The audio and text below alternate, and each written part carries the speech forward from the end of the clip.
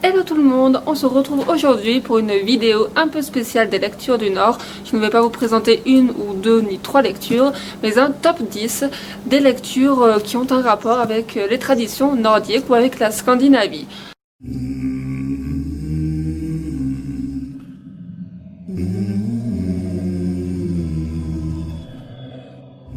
Je n'ai pas mis d'ordre de préférence, donc les numérotations sont complètement aléatoires.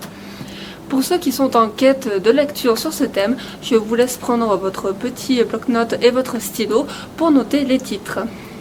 Je commence ce top avec un grand classique, et oui, tout le monde doit y passer. C'est l'Edda poétique. Alors je vous présente aujourd'hui la traduction de Régis Boyer. Voilà, il faut faire un choix dans ce top 10. Donc je n'ai pas choisi la traduction de François-Xavier Tillman, mais celle de Régis Boyer. C'est un livre à lire et à relire, bien sûr. C'est pas, quand on est dans ce domaine-là, c'est pas une lecture que l'on fait ou que l'on lit une seule fois. Donc voilà, la base, Régis Boyer, l'Edda poétique. Et en plus d'être la base, c'est vraiment une lecture passionnante. Numéro 2. Histoire des rois de Norvège, encore un classique. Et franchement, si je dois mettre des préférences, je préfère même l'histoire des rois de Norvège à l'Edda poétique. Je sais pas, c'est peut-être l'écriture de la traduction. En tout cas, je le conseille vivement. Et faut vraiment le découvrir. Le tome 2, je crois, soit va sortir là en décembre 2020, soit est déjà sorti.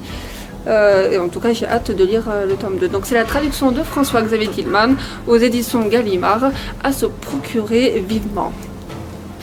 Numéro 3, un petit coup de cœur de ma part, Le Soleil et la Lune par Patrick Etighofer. Alors je précise, Le Soleil et la Lune dans le paganisme scandinave du Mésolithique à l'âge de bronze récent. C'est même pas un petit, c'est vraiment un gros coup de cœur que j'ai eu. Et que je vous conseille. Voilà, c'est donc le sujet du livre, c'est vraiment la représentation du soleil et de la lune dans la civilisation scandinave. Donc là, ça démarre au Mésolithique, donc 8000 ans avant Jésus-Christ, jusqu'à l'âge de bronze. C'est une lecture ultra passionnante que je vous recommande si vous êtes passionné par la tradition scandinave. Numéro 4. Olos Magnus, histoire et description des peuples du Nord.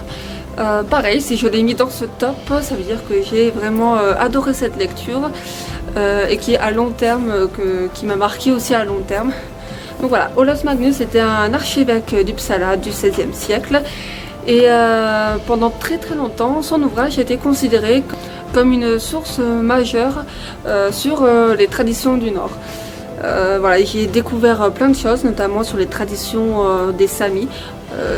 Voilà, c'est vraiment, il y a plein de petites anecdotes, il y a de tout, il y a vraiment de tout, enfin je vous le conseille vivement.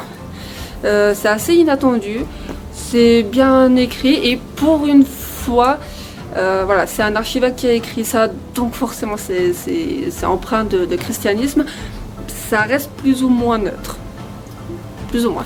Voilà, et je vous le recommande. Numéro 5, alors c'est limite un hors-sujet, mais pas tout à fait, vous allez comprendre pourquoi. Il s'agit d'un récit de Ibn Fadlan, voyage chez les Bulgares de la Volga. Pourquoi c'est limite du hors-sujet? Parce qu'il s'agit là d'un témoignage d'un arabe qui a été envoyé en mission. Je vais faire une vidéo spéciale sur ce livre.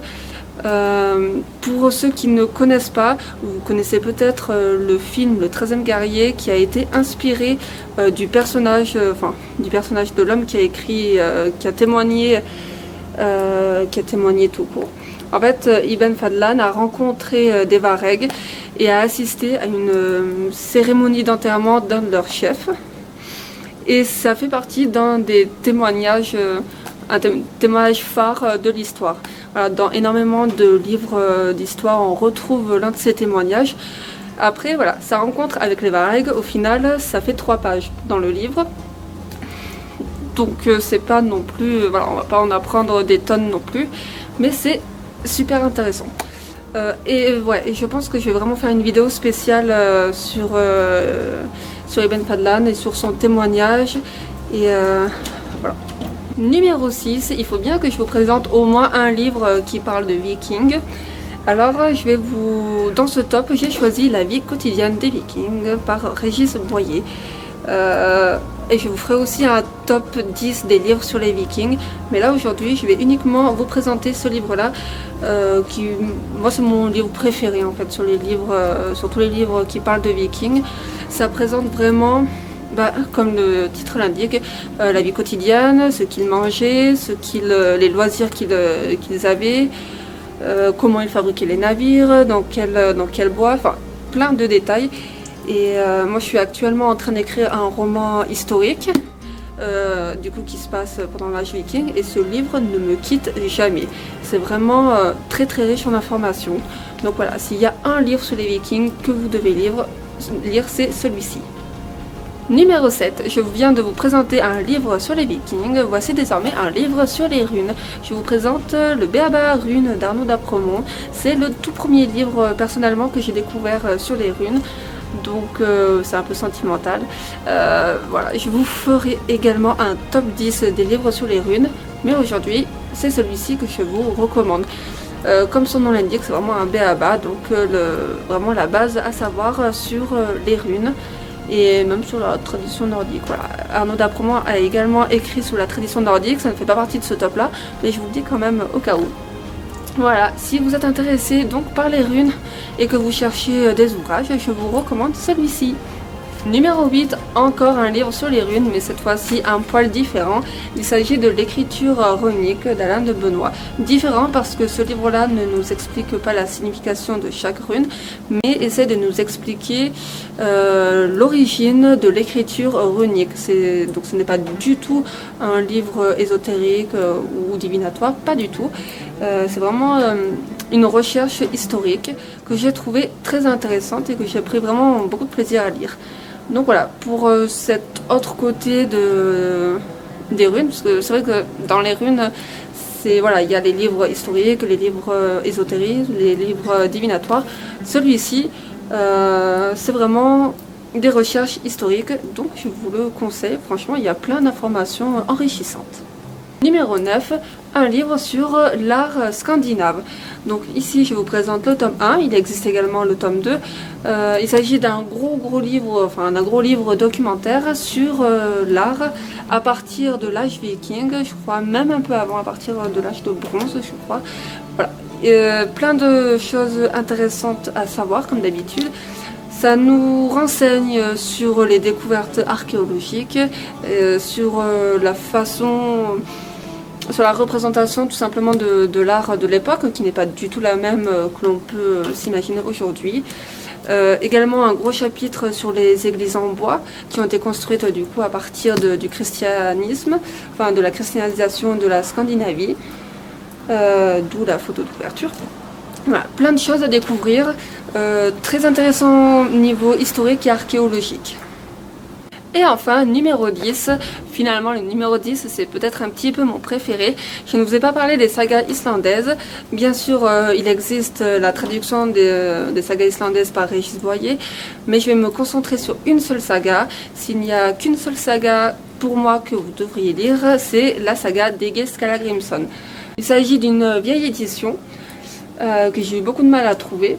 Et donc voilà, traduit par Wagner, c'est une édition qui date de 1925. Pourquoi cette saga? Voilà, moi j'ai vraiment eu le coup de foudre pour ce personnage, Egil Skallagrimson, que je vous recommande vivement à découvrir, que ce soit cette traduction ou une autre, au final. Je suis même actuellement en train d'écrire un roman historique sur Egil Skallagrimson, donc c'est vous dire à quel point ça m'a marqué. Voilà, je pense que c'est un personnage phare à découvrir dans la tradition nordique. Egil Skallagrimson était à la fois un skald, un viking, il savait utiliser les runes. Pour moi c'est un personnage complet qui remplit beaucoup de choses. Et c'est une saga qui je trouve est plus facile à lire que les autres au final. Je termine donc ce top 10 avec Egil Skallagrimson. J'espère que ce top 10 vous a plu. Dites-moi en commentaire si vous avez lu certains des livres que je vous ai présentés, ou si vous aimeriez en présenter d'autres, ou tout simplement si vous auriez mis d'autres livres à la place de ceux que j'ai présentés dans mon top 10.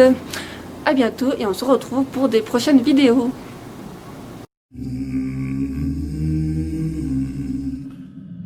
Mm-hmm.